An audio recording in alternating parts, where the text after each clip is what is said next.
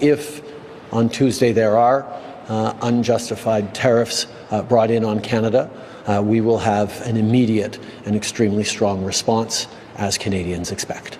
The first thing on tariffs is to emphasize that our government, and indeed all of Team Canada, premiers, business leaders, community leaders, are focused on one thing: making sure that come Tuesday and for the weeks that follow, there are no tariffs imposed on Canada.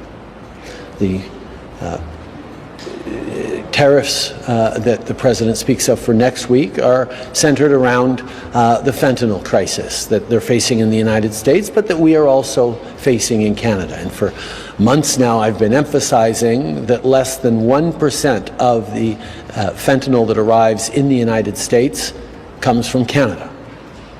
But we know that even that 1% or less than 1% should be reduced, which is why we've invested $1.3 billion in strengthening our border capacities with Black Hawk helicopters, with drones, with 10,000 people patrolling our borders and keeping Canadians and Americans safe. And we will continue, as we are this week, with ministers and heads of agencies, including the Commissioner of the RCMP and the head of the CBSA, and our fentanyl czar down in Washington to demonstrate that this is an issue that we should be working together on, and that Canada is not the source of problems for the United States.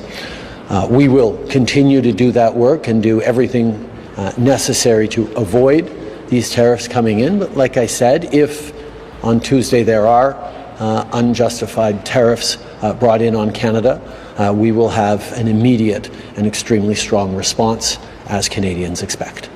The country should not be allowing those drugs to come into the United States of America, and we're not going to allow it to happen. So that goes on the 4th of March. And then on the 2nd of April, we have reciprocal tariffs. That's reciprocal, where we charge countries what they're charging us, and nobody should have a problem with that. We have reciprocal.